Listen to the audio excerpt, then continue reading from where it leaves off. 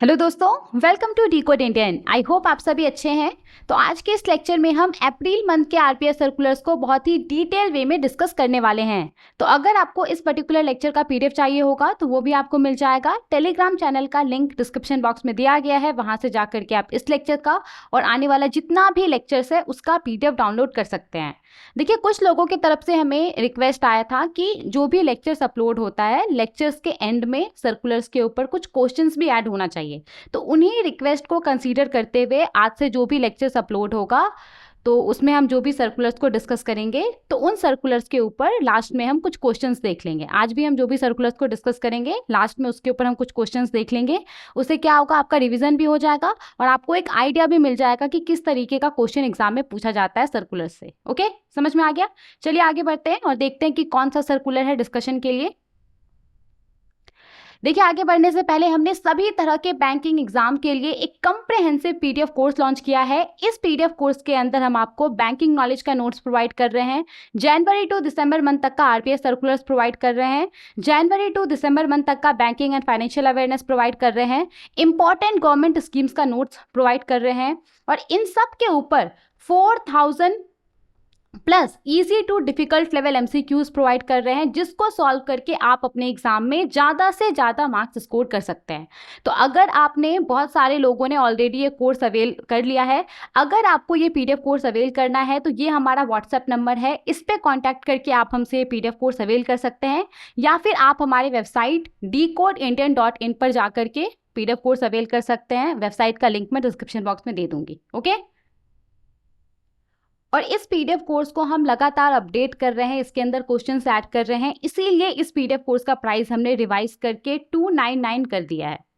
अब देखिए, इस पीडीएफ कोर्स के अंदर आपको जो 4000 plus easy to difficult level MCQs मिलेगा, तो उन एमसीक्यूज को रियल एग्जाम लाइक इन्वायरमेंट में सॉल्व करने के लिए हमने यहाँ पे एक कंप्लीट मॉक टेस्ट लॉन्च किया है। तो इसके अंदर आप अलग अलग सब्जेक्ट के ऊपर टेस्ट दे सकते हैं। Banking knowledge, RBI circulars, banking and financial awareness, government schemes, इन सब के ऊपर आप टेस्ट दे सकते हैं। यहाँ पे टाइम लिमिट है, टाइम लिमिट के अंदर आपको टेस्ट को कंप्लीट करना है। तो इससे क्या होगा, आपका स्पीड और एक्यूरेसी दोनों इंप्रूव होगा।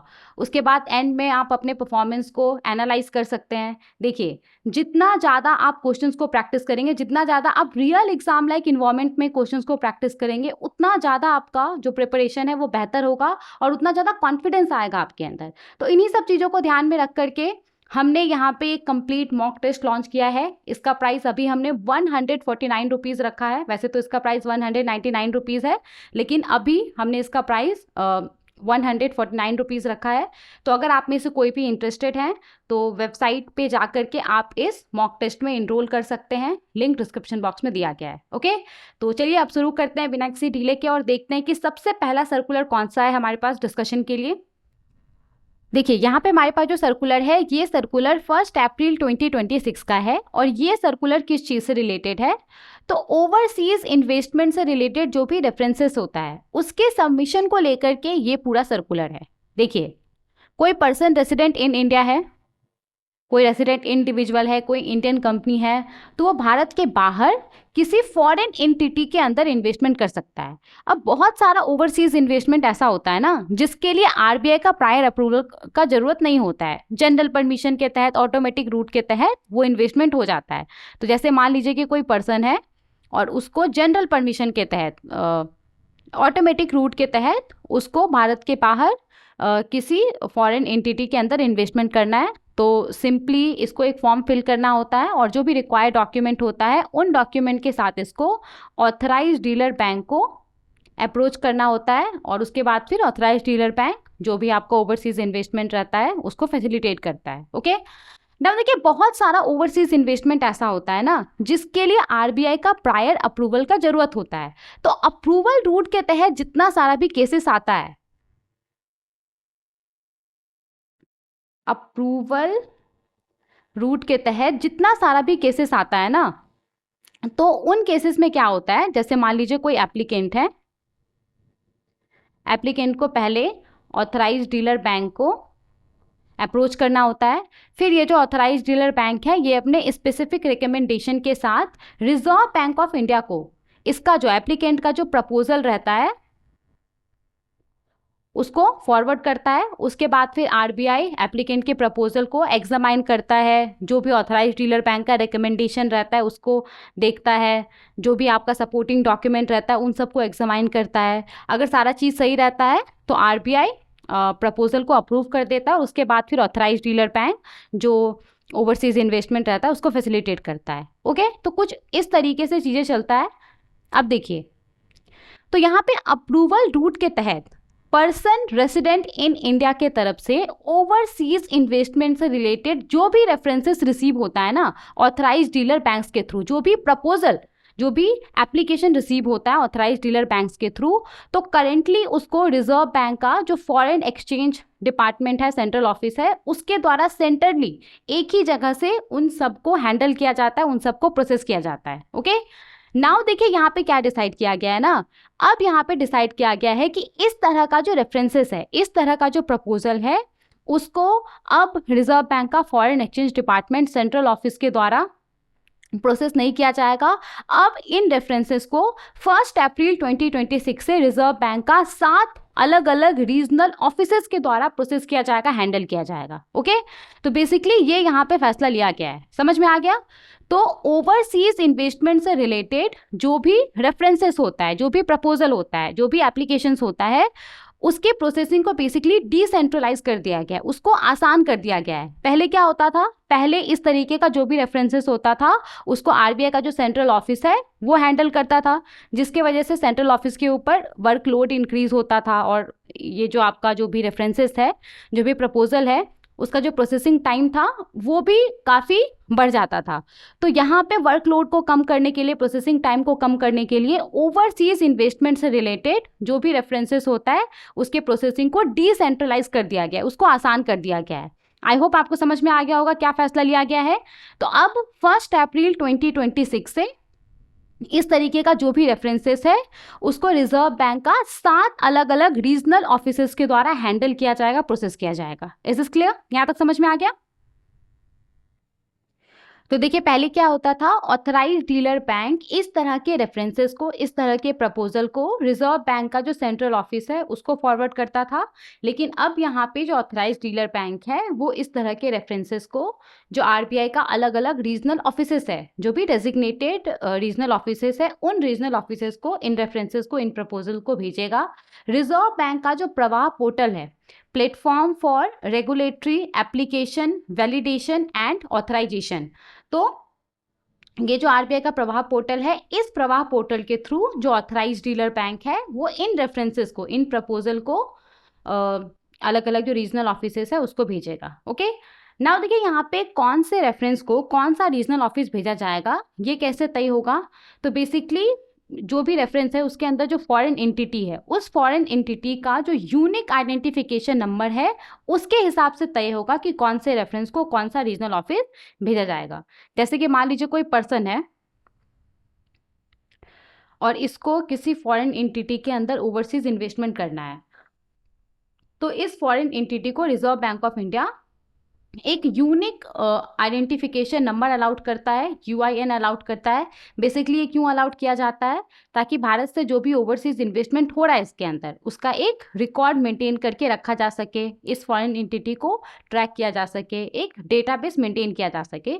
तो इसीलिए जो भी फॉरेन एंटिटी होता है जिसके अंदर ओवरसीज इन्वेस्टमेंट होने वाला होता है, उस फॉरेन एंटिटी को पहले रिजर्व बैंक ऑफ इंडिया ये एक यूनिक आइडेंटिफिकेशन नंबर अलाउड करता है।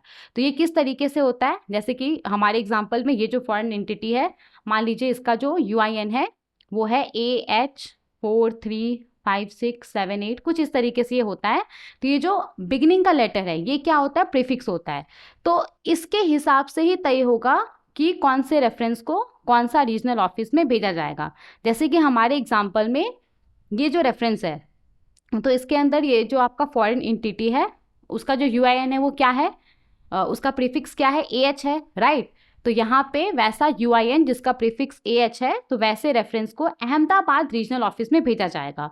वैसा यूआईएन जिसका प्रीफिक्स BG है, उसको बेंगलुरु रीजनल ऑफिस में भेजा जाएगा।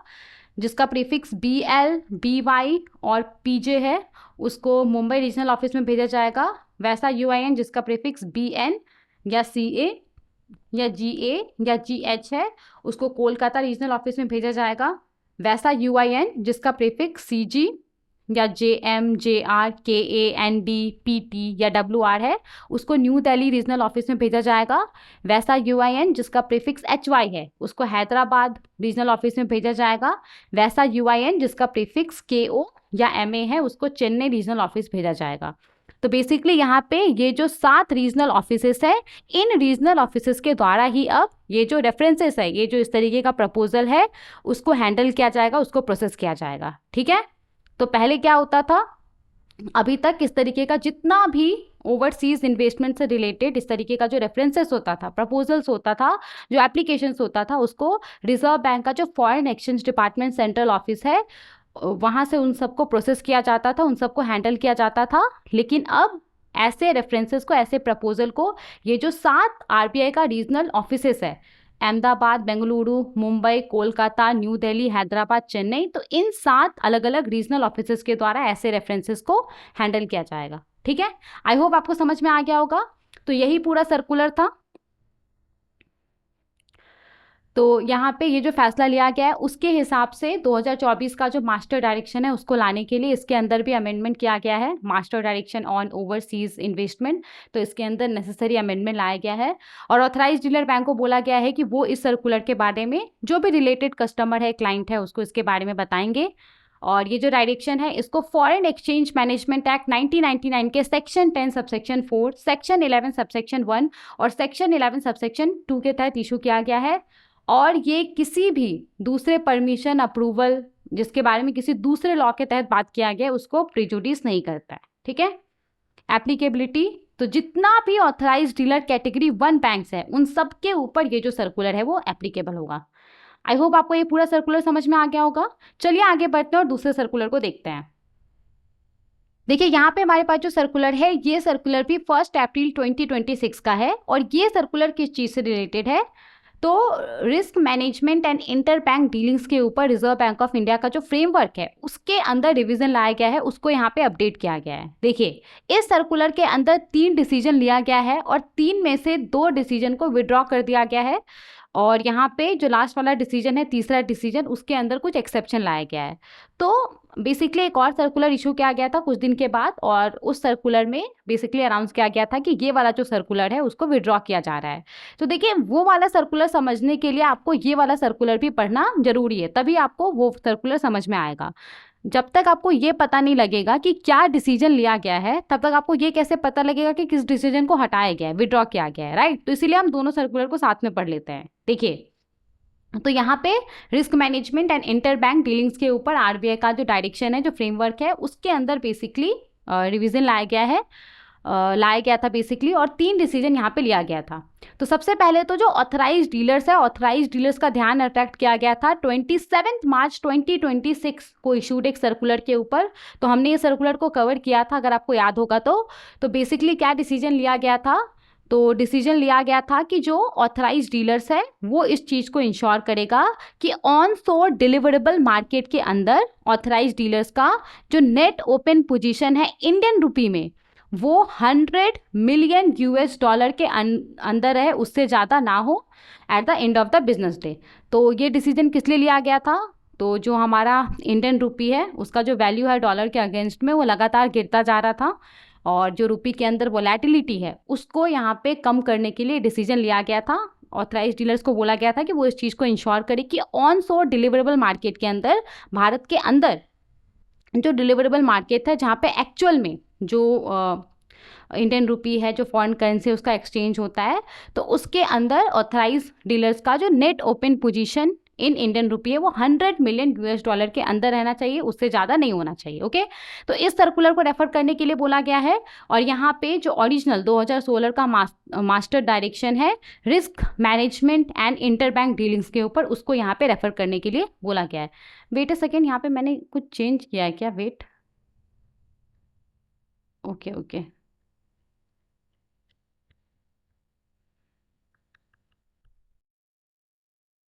ओके ठीक है। तो यहाँ पे ये डिसीजन लिया गया था, उसके बाद चीज़ों को रिव्यू किया गया था और जो इवॉल्विंग मार्केट कंडीशन है, जो भी करंट कंडीशन है, जो फ्यूचर कंडीशन है, उन सबको देख करके यहाँ पे कुछ कुछ डिसीजन लिया गया था और बेसिकली 3 डिसीजन लिया गया था। ओके, तो सबसे पहला डिसीजन क्या लिया गया था, तो ऑथराइज डीलर्स को यहाँ पे बोला गया था कि ऑथराइज डीलर सब किसी भी रेसिडेंट या फिर नॉन रेसिडेंट यूजर को किसी भी तरह का नॉन डिलीवरेबल डेरिवेटिव कॉन्ट्रैक्ट जिसमें इंडियन रुपी इन्वॉल्व होता है वो ऑफर नहीं करेगा। तो बोला गया था कि ऑथराइज डीलर्स किसी भी रेसिडेंट या फिर नॉन रेसिडेंट यूजर्स को किसी भी तरह का नॉन डिलीवरेबल डेरिवेटिव कॉन्ट्रैक्ट जिसमें इंडियन रुपी इन्वॉल्व होता है वो ऑफर नहीं करेगा। तो सबसे पहले तो non deliverable derivative contract involving Indian rupee ये होता क्या है उसको थोड़ा सा हम देख लेते हैं। देखिए, सबसे पहले तो डेरिवेटिव कॉन्ट्रैक्ट क्या होता है, तो बहुत बार ऑलरेडी हम डिस्कस कर चुके हैं। डेरिवेटिव कॉन्ट्रैक्ट बेसिकली एक ऐसा कॉन्ट्रैक्ट होता है, एक ऐसा एग्रीमेंट होता है, ऐसा इंस्ट्रूमेंट होता है जिसका वैल्यू किसी दूसरे एसेट के ऊपर डिपेंड करता है, जैसे कि करेंसी हो गया या आपका इंटरेस्ट रेट हो गया, कमोडिटी हो गया। तो अलग अलग एसेट्स के ऊपर जो भी अंडरलाइंग एसेट होता है उसके ऊपर इसका वैल्यू डिपेंड करता है। ओके, तो इन सब जो भी अंडरलाइंग एसेट होता है अगर उसका वैल्यू चेंज होता है तो जो डेरिवेटिव कॉन्ट्रैक्ट है उसका भी वैल्यू चेंज होता है, इसके अंदर जो भी प्रॉफिट लॉस होता है उसमें चेंजेस आता है। ओके, एक डेरिवेटिव कॉन्ट्रैक्ट का सिंपल सा एग्जांपल लेते हैं। मान लीजिए कि कोई इंपोर्टर है, मान लीजिए कोई इंपोर्टर है और इसने भारत के बाहर से किसी दूसरे देश से कुछ इंपोर्ट किया है और इसको आज से 3 महीने के बाद आफ्टर 3 मंथ्स इसको पेमेंट करना है। इसको 10,000 US डॉलर पेमेंट करना है, इसको डॉलर में पेमेंट करना है। ओके, अब यहाँ पे जो ये इंडियन इंपोर्टर है ना, इसको ऐसा लग रहा है कि आने वाले समय में जो डॉलर का प्राइस है वो ऊपर जाएगा। मतलब कि आज अगर मान लीजिए कि पर US डॉलर बेसिकली जो प्राइस है वो क्या है, 94 रुपीज़ लेके चलते हैं हम, 94 रुपीज़ पर US डॉलर है। ओके, तो इसको ऐसा लग रहा है ना कि आने वाले समय में जो डॉलर का प्राइस है वो ऊपर चल जाएगा, 95 रुपीज़ पर US डॉलर या 96 रुपीज़ पर US डॉलर हो जाएगा। मतलब कि पर डॉलर को खरीदने के लिए इसको ज़्यादा पैसा देना पड़ेगा, राइट। तो यहाँ पे इस चीज़ से अपने आप को प्रोटेक्ट करने के लिए ये क्या करता है, ये बैंक के पास जाता है और बैंक के साथ ये एक फॉरेन एक्सचेंज डेरिवेटिव कॉन्ट्रैक्ट कर लेता है। ठीक है, अब इसमें ये तय होता है कि ये जो इंपोर्टर है, इंपोर्टर आज से 3 महीने के बाद 95 रुपीज़ पर US डॉलर के हिसाब से 10,000 US डॉलर बैंक से परचेस करेगा। डजेंट मैटर कि उस समय जो एक्सचेंज रेट है मार्केट में वो क्या है। ठीक है, यहां तक समझ में आ गया, ये तय हो जाता है। अब देखिए क्या होता है 3 महीने के बाद। अब देखिए 3 महीने के बाद क्या हो सकता है, 2 सिनेरियो हो सकता है। मान लीजिए ना कि जो एक्सचेंज रेट है ना वो सच में ऊपर चले जाता है, 98 रुपीज़ पर US डॉलर हो जाता है एक्सचेंज रुपीज़। तो यहाँ पे जो इंपोर्टर है, इंपोर्टर, क्योंकि इंपोर्टर ने बैंक के साथ कॉन्ट्रैक्ट किया हुआ है तो इंपोर्टर को यहाँ पे मार्केट रेट क्या है, 98 रुपीज़ पर US डॉलर है, लेकिन इंपोर्टर ने क्योंकि बैंक के साथ foreign exchange derivative contract sign किया हुआ है तो यहाँ पे ये जो इंपोर्टर है, इंपोर्टर को 95 रुपीज़ पर US डॉलर के हिसाब से ही जो 10,000 US डॉलर है वो बैंक से मिल जाएगा। तो पर US डॉलर यहाँ पे जो इंपोर्टर है उसको कितने का फ़ायदा हुआ है, 3 रुपीज़ का फ़ायदा हुआ है, राइट। 3 रुपीज़ यहाँ पे पर US डॉलर का फ़ायदा हुआ है। तो बेसिकली यहाँ पे 30,000 का 10,000 US डॉलर था, तो बेसिकली यहाँ पे जो इंपोर्टर है उसको 30,000 रुपये का प्रॉफिट हुआ है, राइट। अगर इंपोर्टर ने बैंक के साथ कॉन्ट्रैक्ट नहीं किया होता तो इंपोर्टर को मार्केट रेट के ऊपर 10,000 US डॉलर परचेज करना पड़ता, तो यहाँ पे उसको 30,000 रुपये ज़्यादा पड़ता, तो उसको 30,000 रुपये का यहाँ पे प्रॉफिट हुआ है। ओके, अब देखिए इसका एक और भी सिनेरियो हो सकता है, क्या हो सकता है, तो मान लीजिए कि 3 महीने के बाद क्या होता है ना कि जो एक्सचेंज रेट है वो मान लीजिए 92 रुपीज़ पर US डॉलर हो जाता है, 92 रुपीज़ पर US डॉलर हो जाता है। ओके, तो यहाँ पे क्योंकि जो इंपोर्टर है, इंपोर्टर ने क्योंकि यहाँ पे बैंक से कॉन्ट्रैक्ट किया हुआ है तो इंपोर्टर को 95 रुपीज़ पर US डॉलर के हिसाब से ही जो आपका डॉलर है वो परचेज करना होगा, राइट। अगर इसने कॉन्ट्रैक्ट नहीं किया होता तो ये मार्केट से सिंपली जाता और 92 रुपीज़ पर यूएस डॉलर के हिसाब से 10,000 यूएस डॉलर परचेस कर लेता। लेकिन क्योंकि इसने बैंक के साथ कॉन्ट्रैक्ट किया हुआ है तो उसको मार्केट रेट कम होने के बावजूद भी 95 रुपीज़ पर यूएस डॉलर के हिसाब से 10,000 यूएस डॉलर परचेस करना पड़ रहा है। तो इस केस में यहाँ पे इंपोर्टर को नुकसान हो सकता है, पर यूएस डॉलर 3 रुपीज़ का नुकसान हो सकता है, टोटल इसको 30,000 रुपीज़ का लॉस हो सकता है। ओके, तो बेसिकली कुछ इस तरीके से जो एक डेरिवेटिव कॉन्ट्रैक्ट है वो काम करता है। तो हमने यहाँ पे जो डेरिवेटिव कॉन्ट्रैक्ट का एग्जाम्पल लिया है वो क्या है, फॉरेन एक्सचेंज डेरिवेटिव कॉन्ट्रैक्ट है। ओके, समझ में आ गया? तो ये क्या होता है, ये आपका डेरिवेटिव कॉन्ट्रैक्ट होता है। Derivative contract involving Indian rupee, तो वैसा डेरिवेटिव कॉन्ट्रैक्ट जिसमें एक साइड क्या है, इंडियन रुपी है। ओके, जैसे कि हमारा ये जो डील है, ये क्या डील है, इंपोर्टर और बैंक के बीच में जो डील हुआ है क्या है, डॉलर INR डील है, राइट। तो ये भी क्या है, derivative contract involving Indian rupee, euro INR हो गया। तो बेसिकली वैसा डेरिवेटिव कॉन्ट्रैक्ट जिसका एक साइड क्या होता है, इंडियन रुपी होता है। ठीक है, तो derivative contract involving Indian rupee. अब यहाँ पे एक और वर्ड क्या है, नॉन डिलीवरेबल। नॉन डिलीवरेबल का मतलब क्या होता है कि जो फिजिकल करेंसी होता है उसका एक्सचेंज नहीं होता है। जैसे ये इंपोर्टर है, राइट, और ये हमारा बैंक है, तो 3 महीने के बाद यहाँ पे इस केस में फिजिकली दोनों के बीच में जो करेंसी है उसका एक्सचेंज नहीं होगा। यहाँ पे सच में ये जो इंपोर्टर है ये बैंक को जो इंडियन रुपी है वो नहीं देगा और बैंक से यूएस डॉलर नहीं लेगा। नॉन डिलीवरेबल डेरिवेटिव कॉन्ट्रैक्ट में क्या होता है, बेसिकली जो भी प्रॉफिट एंड लॉस होता है, जैसे यहाँ पे 30,000 रुपीज़ का प्रॉफिट हुआ है इंपोर्टर को, तो बैंक यहाँ पे इंपोर्टर को 30,000 रुपीज़ पे करेगा।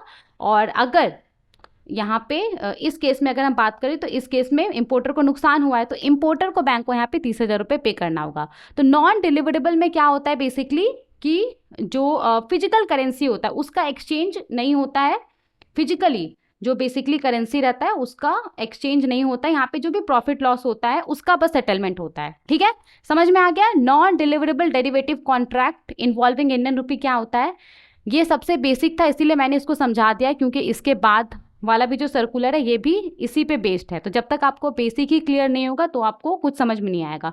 अब आपको ये समझ आ चुका है ना, तो 3 जो डिसीजन के बारे में हम बात करने वाले हैं वो आपको आराम से समझ में आ जाएगा। ओके, तो यहाँ पे सबसे पहला डिसीजन क्या लिया गया था, तो ऑथराइज्ड डीलर बैंक्स को बोला गया था कि वो किसी भी रेसिडेंट या फिर नॉन रेसिडेंट यूजर को किसी भी तरह का नॉन डिलीवरेबल डेरिवेटिव कॉन्ट्रैक्ट जिसमें इंडियन रुपी इन्वॉल्व होता है वो ऑफर नहीं करेगा। ठीक है, लेकिन यहाँ पे ऑथराइज्ड डीलर्स को अलाउ किया गया था कि वो हेजिंग रिक्वायरमेंट के लिए, जैसे कि देखिए यहाँ पे ये जो इंपोर्टर है, इंपोर्टर को आज से 3 महीने के बाद 10,000 यूएस डॉलर पे करना था, तो डॉलर का प्राइस अगर ऊपर जाएगा तो इसको नुकसान होगा।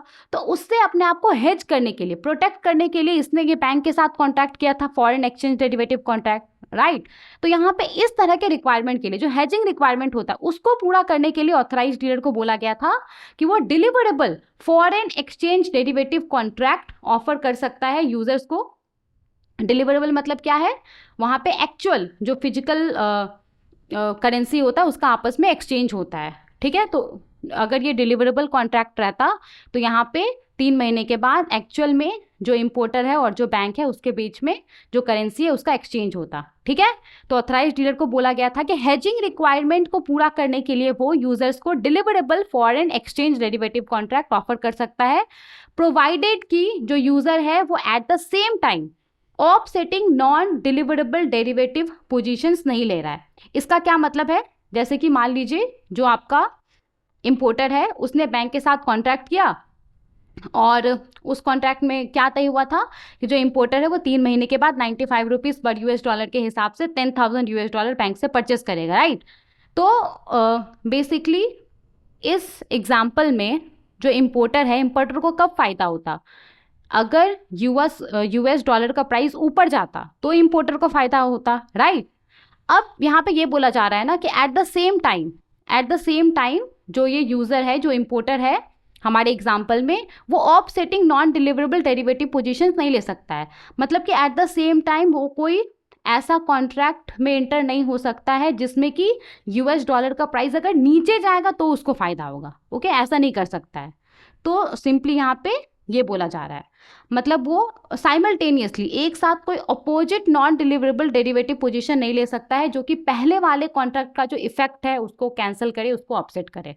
ऐसा नहीं हो सकता है कि जो इम्पोर्टर है उसने बैंक के साथ ये deliverable foreign exchange derivative contract कर लिया, इसमें जो डॉलर का प्राइस है अगर वो ऊपर जाएगा तो इसको फायदा होगा, और साइमल्टेनियसली एक साथ इसने एक नॉन डिलीवरेबल डेरिवेटिव कॉन्ट्रैक्ट भी कर लिया किसी दूसरे पार्टी के साथ जहां पे डॉलर का प्राइस अगर नीचे जाएगा तो इसको फायदा होगा, तो ये अलाउड नहीं था। ओके, और इस पर्पस के लिए ऑथराइज डीलर्स को बोला गया था कि वो यूजर से जो भी नेसेसरी इंफॉर्मेशन होता है, डॉक्यूमेंट्स होता है, उसके लिए बोल सकता है। आई होप आपको ये पहला डिसीजन क्लियर हो गया होगा। तो ऑथराइज डीलर्स को यहाँ पे बोला गया था कि वो किसी भी रेसिडेंट या फिर नॉन रेसिडेंट यूजर को किसी भी तरह का नॉन डिलीवरेबल डेरिवेटिव कॉन्ट्रैक्ट जिसमें INR इन्वॉल्व होता है वो ऑफर नहीं करेगा, लेकिन हेजिंग रिक्वायरमेंट के लिए वो जो यूजर्स है उसको deliverable foreign exchange derivative contract offer कर सकता है जिसमें फिजिकल जो करेंसी है उसका डिलीवरी होता है। ओके, इसके बाद देखिए दूसरा डिसीजन क्या लिया गया था।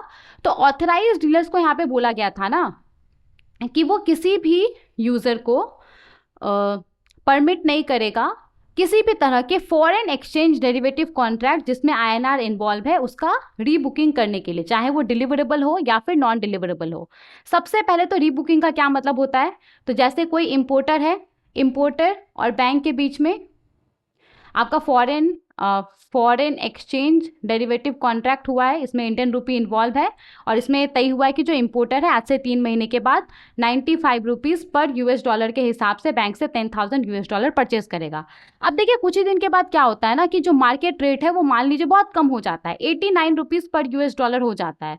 तो अब यहाँ पे इम्पोर्टर को लग रहा है कि ये डील तो मेरे फेवर में नहीं है, तो इम्पोर्टर क्या करता है, इस डील को वो कैंसिल कर देता है और एक सिमिलर नए कॉन्ट्रैक्ट में वो इंटर हो जाता है। तो उसी को क्या हम बोलते हैं, रीबुकिंग बोलते हैं।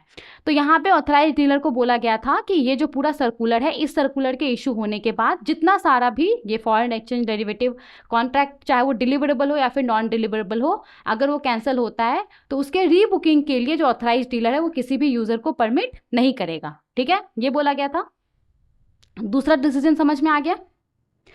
इसके बाद देखिए तीसरा डिसीजन क्या लिया गया था। तो ऑथराइज डीलर को यहां पे बोला गया था,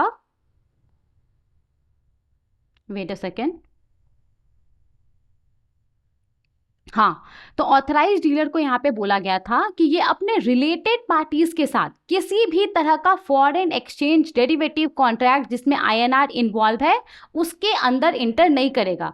तो ऑथराइज डीलर जैसे मान लीजिए कोई बैंक है, तो अपने सब्सिडरीज या उसका पेरेंट कंपनी है या फिर एसोसिएट कंपनी है या फिर जॉइंट वेंचर है या जो आपका की मैनेजमेंट पर्सोनल होता है वो है, तो उन सब के साथ वो किसी भी तरह का फॉरेन एक्सचेंज डेरिवेटिव कॉन्ट्रैक्ट जिसमें INR इन्वॉल्व है, इंडियन रुपी इन्वॉल्व है, उसमें इंटर नहीं करेगा।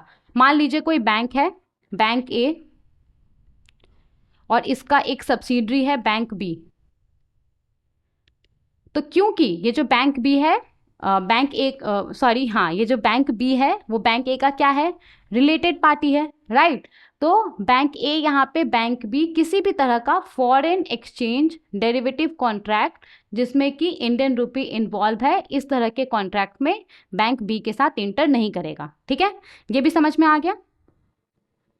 तो ये 3 डिसीजन बेसिकली लिया गया था और ये इमीडिएट इफेक्ट से लागू भी हो गया था, और इसको फॉरेन एक्सचेंज मैनेजमेंट एक्ट 1999 के section 10 subsection 4, section 11 subsection 1, section 11 subsection 2 के तहत इशू किया गया था, और जितना भी ऑथराइज डीलर्स था उन सब के ऊपर ये जो सर्कुलर है वो लागू हो गया था। ओके, तो बेसिकली 3 डिसीजन लिया गया था। सबसे पहले क्या बोला गया था कि ऑथराइज डीलर रेसिडेंट या फिर नॉन रेसिडेंट यूजर को किसी भी तरह का नॉन डिलीवरेबल डेरिवेटिव कॉन्ट्रैक्ट जिसमें इंडियन रुपी इन्वॉल्व है वो ऑफर नहीं करेगा।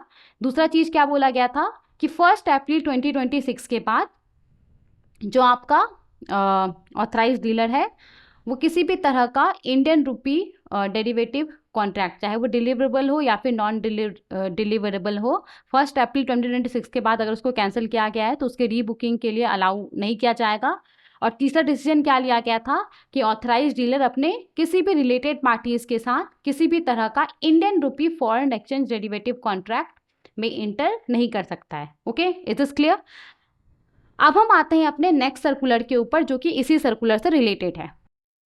तो देखिए यहाँ पे हमारे पास जो सर्कुलर है ये सर्कुलर 20 अप्रैल 2026 का है। तो बेसिकली देखिए 20 दिन के बाद आरबीआई ने अपने डिसीजन को वापस ले लिया था। अब क्यों वापस लिया था? तो जिस उद्देश्य के साथ उन 3 डिसीजंस को इशू किया गया था तो उतना ज़्यादा इफेक्ट नहीं दिखा आरबीआई को, इसीलिए आरबीआई ने उसको वापस ले लिया। ठीक है, तो again risk management and inter bank dealings के ऊपर ये पूरा सर्कुलर है। मतलब risk management and inter bank dealings को लेकर के आरबीआई का जो मास्टर डायरेक्शन है उसके अंदर बेसिकली रिवीजन लाया गया है। तो सबसे पहले तो यहाँ पे अगेन जो 27 मार्च 2026 का इशूड आरबीआई सर्कुलर है उसके ऊपर ऑथराइज डीलर का ध्यान अट्रैक्ट किया गया है, जिसके अंदर net open position in Indian rupee के लिए एक लिमिट तय कर दिया गया है $100 मिलियन। तो ऑथराइज डीलर को इंश्योर करना है कि at the end of business day जो ऑथराइज डीलर है उसका ऑन सोर्स डिलीवरेबल मार्केट के अंदर जो नेट ओपन पोजीशन है इंडियन रुपी में $100 मिलियन के अंदर है, उससे ज़्यादा नहीं है। याद रखिएगा कि इस डिसीजन को हटाया नहीं गया है, ये डिसीजन अभी भी है। ओके, तो इसके ऊपर आपसे क्वेश्चन पूछा जा सकता है, इसीलिए मैं इसको बार बार रिपीट कर रही हूँ। तो ये वाला डिसीजन अभी तक लिया गया है। ठीक है, इसके बाद यहाँ पे 1 अप्रैल 2026 को जो सर्कुलर इशू किया गया था उसको रेफर करने के लिए बोला गया है, तो हमने जस्ट अभी उसको पढ़ लिया है। उसके बाद 2016 का जो ओरिजिनल मास्टर डायरेक्शन है आरबीआई का risk management and inter bank dealings के ऊपर, उसको यहाँ पे रेफर करने के लिए बोला गया है। ठीक है, तो यहाँ पे देखिए चीज़ों को रिव्यू किया गया है और ये डिसाइड किया गया है कि 1 अप्रैल 2026 को जो इंस्ट्रक्शंस इशू किया गया था उसको विड्रॉ कर दिया गया है। तो यहाँ पे पार्शियली विड्रॉ किया गया है। देखिए 3 डिसीजन लिया गया था। सबसे पहला डिसीजन क्या था कि ऑथराइज डीलर रेसिडेंट या फिर नॉन रेसिडेंट को किसी भी तरह का जो नॉन डिलीवरेबल डेरिवेटिव कॉन्ट्रैक्ट होता है जिसमें इंडियन रुपी इन्वॉल्व होता है वो ऑफर नहीं कर सकता है। राइट, तो इस डिसीजन को यहाँ पे विड्रॉ कर दिया गया है, याद रहेगा। तो सिंपली अब ऑथराइज डीलर किसी भी रेसिडेंट या फिर नॉन रेसिडेंट को किसी भी तरह का नॉन डिलीवरेबल डेरिवेटिव कॉन्ट्रैक्ट जिसमें इंडियन रुपी इन्वॉल्व होता है वो ऑफर कर सकता है। ठीक है, इसके बाद देखिए ये वाला जो डिसीजन है जिसमें क्या बोला गया था कि ऑथराइज डीलर किसी भी यूज़र को परमिट नहीं करेगा कि ये वाला 1 अप्रैल 2026 के बाद जो भी फॉरेन एक्सचेंज डेरिवेटिव कॉन्ट्रैक्ट जिसमें आईएनआर इन्वॉल्व है अगर उसको कैंसिल किया गया है 1 अप्रैल के बाद, तो यहाँ पे ऑथराइज डीलर यूज़र को परमिट नहीं करेगा उसको रीबुकिंग करने के लिए। राइट, तो यहाँ पे रीबुकिंग को प्रोहिबिट कर दिया गया था। तो ये वाला जो डिसीजन है उसको भी अभी हटा दिया गया है, इसको भी विड्रॉ कर दिया गया है, मतलब कि सिंपली अब रीबुकिंग को अलाउ कर दिया गया है। तो अब ऑथराइज डीलर्स यूजर्स को परमिट कर सकता है किसी भी फॉरेन एक्सचेंज डेरिवेटिव कॉन्ट्रैक्ट जिसमें इंडियन रुपी इन्वॉल्व है, चाहे वो डिलीवरेबल है या फिर नॉन डिलीवरेबल है, उसके रीबुकिंग के लिए। क्लियर हो गया ना? देखिए ये वाला जो डिसीजन है ना इसको अभी हटाया नहीं गया है। ओके, तो ये जो डिसीजन है उसको अभी हटाया नहीं गया है, ये याद रखिएगा। ठीक है, तो बेसिकली तो देखिए यहाँ पे ऑथराइज डीलर्स को क्या बोला गया, ये चीज़ हमने पढ़ लिया था, 3rd डिसीजन है बेसिकली ये। तो ऑथराइज डीलर्स यहाँ पे अपने रिलेटेड पार्टीज के साथ किसी भी तरह का फॉरेन एक्सचेंज डेरिवेटिव कॉन्ट्रैक्ट जिसमें इंडियन रुपी इन्वॉल्व है उसमें इंटर नहीं करेगा एक्सेप्ट फॉर द फॉलोइंग। तो कुछ कुछ यहाँ पे एक्सेप्शन को ला दिया गया है, कुछ कुछ ट्रांजेक्शन को ला दिया गया है जिसके ऊपर ये वाला जो प्रोविजन है वो लागू नहीं होगा। इन जनरल क्या है, ऑथराइज डीलर अपने किसी भी रिलेटेड पार्टीज के साथ किसी भी तरह का फॉरेन एक्सचेंज डेरिवेटिव कॉन्ट्रैक्ट जिसमें इंडियन रुपी इन्वॉल्व होता है उसके अंदर इंटर नहीं करेगा। ठीक है, एक्सेप्ट फॉर द फॉलोइंग। तो क्या एक्सेप्शन है, देखिए सबसे पहला क्या है, cancellation and roll over of existing contract. तो जो ओल्ड कॉन्ट्रैक्ट है वैसा कॉन्ट्रैक्ट जो पहले से है तो वैसे कॉन्ट्रैक्ट को बैंक कैंसिल कर सकता है या फिर उसको वो रिन्यू कर सकता है, उसको वो एक्सटेंड कर सकता है। ठीक है, तो वैसा कॉन्ट्रैक्ट जो कि पहले से है ओल्ड कॉन्ट्रैक्ट है तो बैंक उसको कैंसिल कर सकता है, उसको बैंक रिन्यू कर सकता है, एक्सटेंड कर सकता है। ठीक है, तो इसके ऊपर ये वाला जो प्रोविजन है ये लागू नहीं होगा। इसके बाद देखिए दूसरा क्या है, transactions undertaken with non related non resident users on a back to back basis. तो इस तरह के ट्रांजेक्शन के ऊपर ये जो डिसीजन है ये लागू नहीं होगा।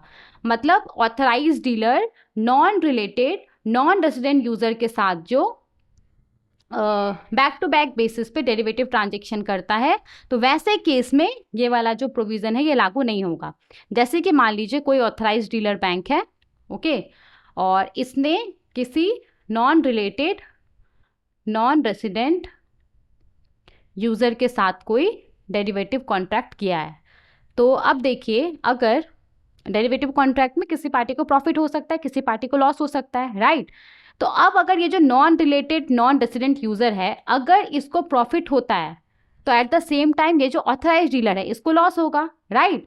तो यहाँ पे इसको जो लॉस होगा उससे अपने आप को प्रोटेक्ट करने के लिए ना, ये जो ऑथराइज डीलर है उसने क्या किया, at the same time authorise dealer ने किसी दूसरे पार्टी के साथ एक अपोजिट मैचिंग कॉन्ट्रैक्ट साइन कर लिया, ओके। तो यहाँ पे बेसिकली ऑथराइज डीलर बैंक को इससे जो नुकसान हो सकता था, इस कॉन्ट्रैक्ट से जो उसको नुकसान हो सकता था, उससे अपने आप को हेज करने के लिए बेसिकली यहाँ पे ऑथराइज डीलर बैंक ने किसी दूसरे पार्टी के साथ, किसी सेकेंड पार्टी के साथ इमीडिएटली एक अपोजिट मैचिंग कॉन्ट्रैक्ट साइन कर लिया। तो यहाँ पे ऐसे ट्रांजेक्शन्स के ऊपर ये वाला जो नियम है वो लागू नहीं होगा। मतलब सिंपली ये जो आपका दूसरा पार्टी है, ये दूसरा पार्टी रिलेटेड पार्टी भी हो सकता है, ठीक है। ये जो दूसरा पार्टी है वो रिलेटेड पार्टी भी हो सकता है, इसके ऊपर ये जो नियम है वो लागू नहीं होगा। क्यों? क्योंकि यहाँ पे ये जो ऑथराइज डीलर है उसने ये दूसरा कॉन्ट्रैक्ट किस लिए साइन किया है, क्योंकि इसने जो non related non resident users के साथ इसका जो डेरिवेटिव कॉन्ट्रैक्ट है, इससे इसको जो पोटेंशियल लॉस हो सकता है उससे अपने आप को हेज करने के लिए इसने ये जो दूसरा पार्टी है उसके साथ इसने डेरिवेटिव कॉन्ट्रैक्ट साइन किया है, राइट। एक अपोजिट मैचिंग कॉन्ट्रैक्ट साइन किया है। तो इस कॉन्ट्रैक्ट का उद्देश्य सिर्फ और सिर्फ हेजिंग है। तो इसीलिए यहाँ पे ऐसे ट्रांजेक्शन के ऊपर ये वाला जो डिसीजन है वो लागू नहीं होगा। तो ये जो सेकेंड पार्टी है ये कोई रिलेटेड पार्टी हो सकता है, ये यहाँ पे एक्सेप्शन है। I hope this is clear. तो फॉरेन जो भी ऑथराइज डीलर्स है वो इन जनरल अपने रिलेटेड पार्टीज के साथ किसी भी तरह का फॉरेन एक्सचेंज डेरिवेटिव कॉन्ट्रैक्ट जिसमें कि इंडियन रुपी इन्वॉल्व है, चाहे वो डिलीवरेबल हो या फिर नॉन डिलीवरेबल हो, उसके अंदर इंटर नहीं करेगा, ठीक है। और दो एक्सेप्शन है, cancellation and roll over of existing contract. पहले से कोई कॉन्ट्रैक्ट है, ऑलरेडी है, तो उसको बैंक कैंसिल कर सकता है, उसको एक्सटेंड कर सकता है, उसको रिन्यू कर सकता है, उसके ऊपर नियम लागू नहीं होगा। और ट्रांजेक्शन और non related non resident users के साथ जो बैक टू बैक बेसिस पे ट्रांजेक्शन्स होता है, तो वैसे ट्रांजेक्शन्स के ऊपर भी ये जो डिसीजन है वो लागू नहीं होगा। I hope this is clear, okay. तो ये जो इंस्ट्रक्शंस है ये भी इमीडिएट इफेक्ट से लागू हो गया है, और ये जो डायरेक्शन है इसको भी फॉरेन एक्सचेंज मैनेजमेंट एक्ट 1999 के section 10 subsection 4, section 11 subsection 1, section 11 subsection 2 के तहत इशू किया गया है, ओके। और एप्लीकेबिलिटी का बात करें तो जितना भी ऑथराइज डीलर है सबके ऊपर ये सर्कुलर एप्लीकेबल होगा। आगे बढ़ते हैं, दूसरे सर्कुलर को देखते हैं। देखिए यहाँ पे हमारे पास जो सर्कुलर है ये सर्कुलर 2 अप्रैल 2026 का है, और ये सर्कुलर किस चीज़ से रिलेटेड है, तो memorandum of instructions governing money changing activities, locations of foreign exchange counter in international airports in India.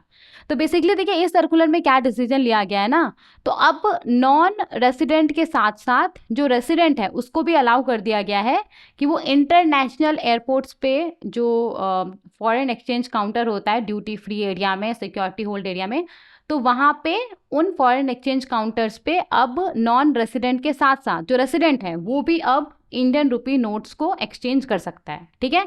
इसको हम समझते हैं अच्छे से, डोंट वरी। सबसे पहले तो 2013 का एक सर्कुलर है उसको रेफर करने के लिए बोला गया है। देखिए 2013 में ना रिजर्व बैंक ऑफ इंडिया ने नॉन रेसिडेंट्स को, जो फॉरेन सिटीजन है, जो फॉरेन टूरिस्ट है, जो एनआरआईज है, उसको आरबीआई ने अलाउ कर दिया था कि वो इमिग्रेशन कस्टम डेस्क के बियॉन्ड भी 10,000 रुपये तक का इंडियन करेंसी अपने साथ कैरी कर सकता है। देखिए जो इंटरनेशनल एयरपोर्ट्स होता है वहाँ पे जितना भी पैसेंजर्स होता है उसको इमिग्रेशन जो कस्टम डेस्क होता है उससे गुजरना होता है, राइट। तो 2013 में नॉन रेसिडेंट को आरबीआई ने अलाउ कर दिया था कि वो इमिग्रेशन कस्टम्स डेस्क के बियॉन्ड भी, इसके बाद भी वो 10,000 रुपये तक का इंडियन करेंसी जो इंडियन नोट्स होता है वो अपने साथ वो कैरी कर सकता है। जो ड्यूटी फ्री एरिया होता है, जो सिक्योरिटी होल्ड एरिया होता है, जो शॉपिंग एरिया होता है, जो वेटिंग एरिया होता है, वहाँ तक डिपार्चर हॉल में, इंटरनेशनल एयरपोर्ट्स पे, ताकि नॉन रेसिडेंट का जो भी छोटा मोटा उसका नीड है, जैसे कि शॉपिंग के लिए या जो फूड रिलेटेड आइटम होता है वो परचेस करने के लिए, ओके, विद द कंडीशन कि ये जो आपका सिक्योरिटी होल्ड एरिया है, सिक्योरिटी होल्ड एरिया के बियॉन्ड वो किसी भी तरह का इंडियन रुपी नोट अपने साथ कैरी नहीं कर सकता है। तो फ्लाइट में बोर्ड करने से पहले जो नॉन रेसिडेंट है उसको जो भी अनस्पेंट इंडियन रुपी है वो उसको डिस्पोज करना होगा, या तो उसको स्पेंड करना होगा या तो फिर उसको फॉरेन करेंसी में एक्सचेंज करना होगा, ठीक है। ये डिसीजन समझ में आ गया। तो 2013 में नॉन रेसिडेंट को अलाउ कर दिया गया था कि वो इमिग्रेशन कस्टम डेस्क के बियॉन्ड भी वो 10,000 रुपये तक का इंडियन करेंसी अपने साथ कैरी कर सकता है, जो ड्यूटी फ्री एरिया होता है, सिक्योरिटी होल्ड एरिया होता है वहाँ तक। लेकिन सिक्योरिटी होल्ड एरिया के बियॉन्ड वो किसी भी तरह का इंडियन करेंसी अपने साथ कैरी नहीं कर सकता है।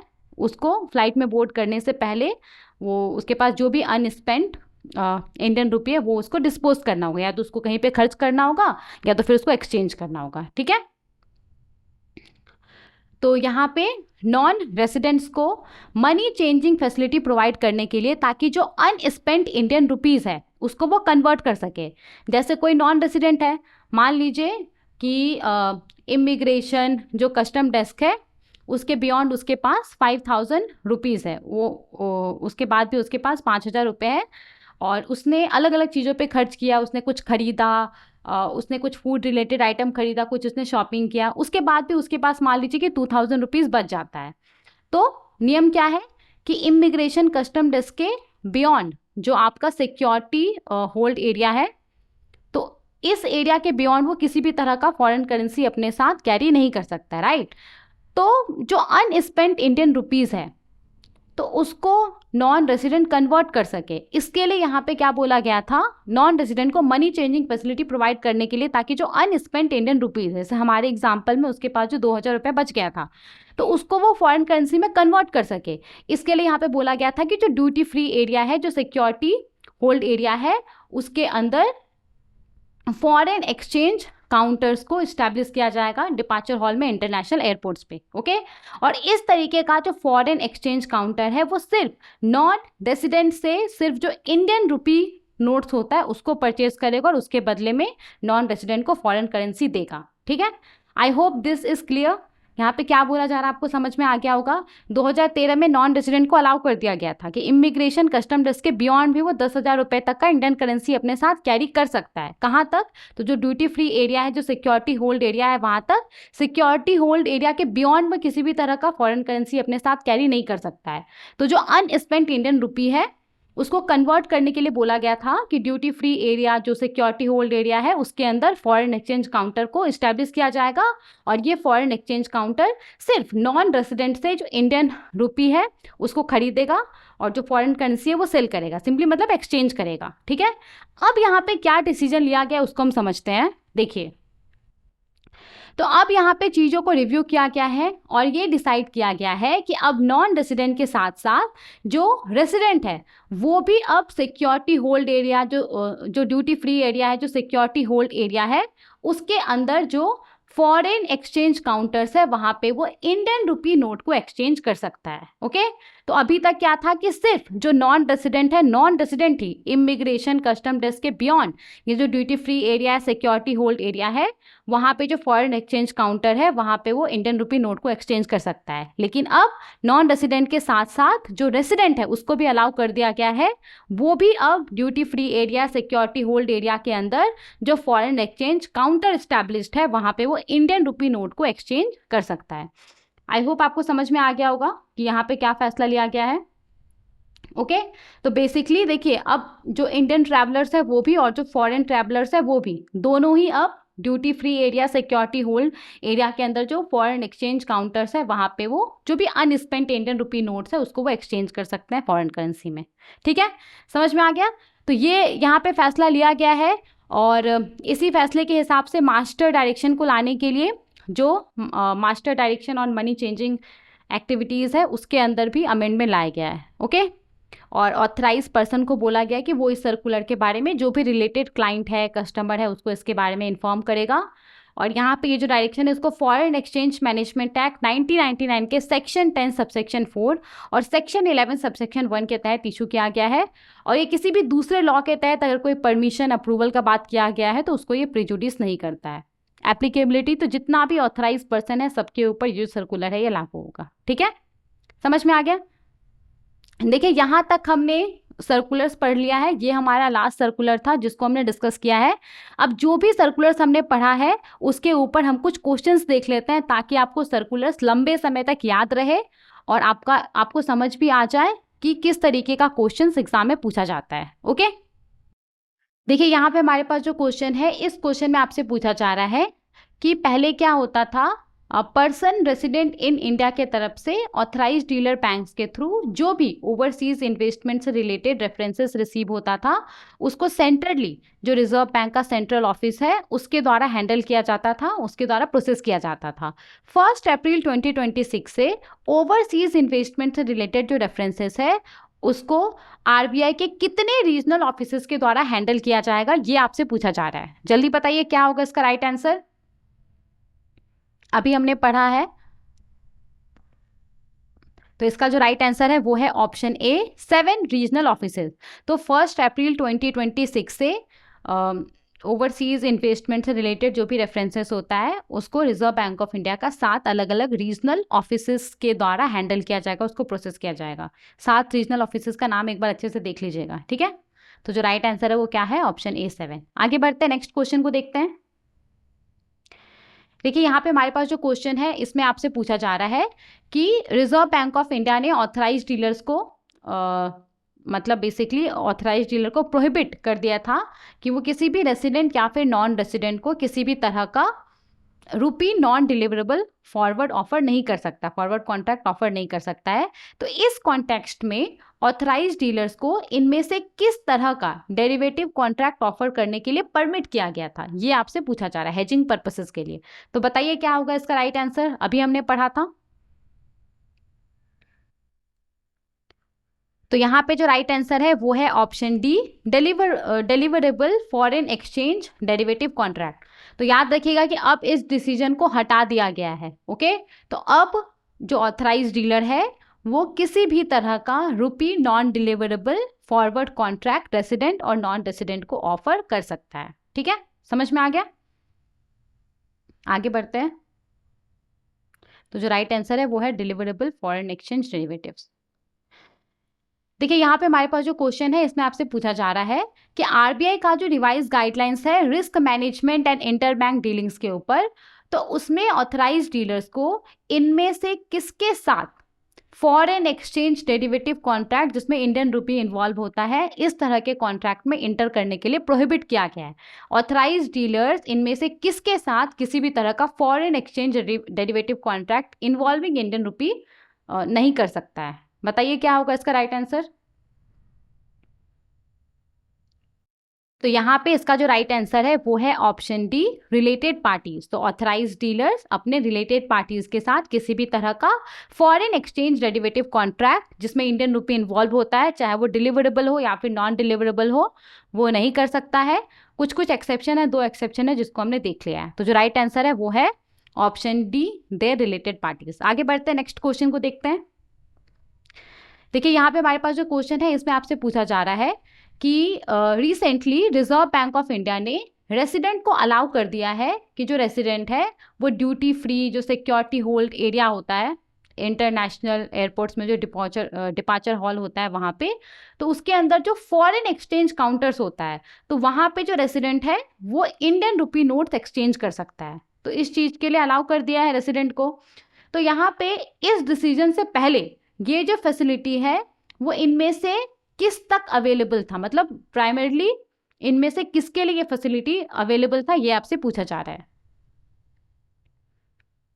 तो यहाँ पे जो राइट आंसर है वो है ऑप्शन ए, नॉन रेसिडेंट। तो पहले क्या था, सिर्फ नॉन रेसिडेंट, ये जो ड्यूटी फ्री एरिया होता है, सिक्योरिटी होल्ड एरिया होता है, वहाँ पे जो फॉरेन एक्सचेंज काउंटर एस्टैब्लिश्ड है, वहाँ पे जाकर के जो अनस्पेंट इंडियन रुपये उसको वो एक्सचेंज कर सकते थे। लेकिन अब जो रेसिडेंट है उसको भी अलाउ कर दिया गया है, तो वो भी अब ड्यूटी फ्री एरिया, जो सिक्योरिटी होल्ड एरिया होता है, वहाँ पे जो फॉरेन एक्सचेंज काउंटर है वहाँ पे जाकर के इंडियन रुपी नोट्स को एक्सचेंज कर सकते हैं। तो जो राइट आंसर है वो है option A, non residents. Okay, तो आई होप जितना सारा भी सर्कुलर जो भी क्वेश्चंस हमने यहाँ पे देखा है वो सब आपको समझ में आ गया होगा, ये लेक्चर आपको इन्फॉर्मेटिव लगा होगा। Thank you so much for watching.